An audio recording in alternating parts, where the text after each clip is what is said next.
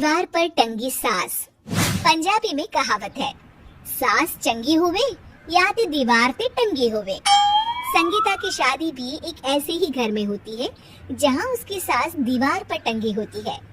ससुर और पति शादी के पहले दिन उसे सास के फोटो के सामने ले जाते हैं, जहां ससुर जी कहते हैं, बेटा बेटा संगीता, ये तुम्हारी सास थी, बहुत नेक और भली, लेकिन थोड़ी गुस्सैल थी। गुस्सा आने पर सब तहस नहस कर देती थी, पर अब ये इस दुनिया में नहीं है।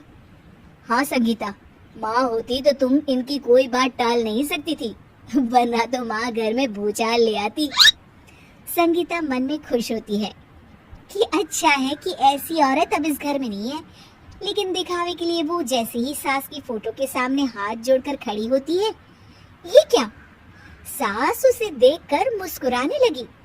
संगीता आंखों को मलकर एक बार फिर से देखती है, लेकिन फिर सास के चेहरे का भाव, भंगिमा यानी एक्सप्रेशन बिल्कुल बदले होते हैं।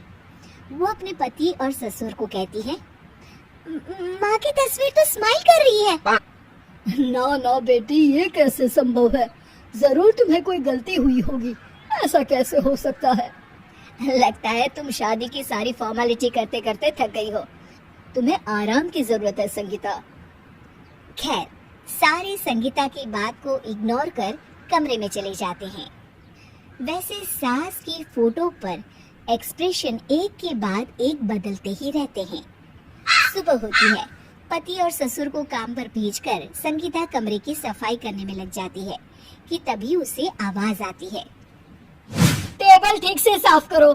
ऐसे भी कोई टेबल साफ करता है? इससे अच्छा तो ये गंदा ही था। किसी औरत की आवाज सुन संगीता दंग रह जाती है और सोचने लगती है कि आवाज कहाँ से आई। आवाज को नजरअंदाज कर वो फिर से अपना काम करना शुरू करती है, लेकिन इस बार तो आवाज बिल्कुल उसके कान के पास से आती है। मेरा घर है ये, जब तक मैं थी चमका कर रखती थी, हर एक चीज शीशे की तरह थी। तुम्हें तो ना सफाई आती है ना कुछ पता है। क्यों तुम्हें मेरे घर की जिम्मेदारी दे दी गई है? पता नहीं तुमने मेरे बेटे को क्या दिखाई दिया।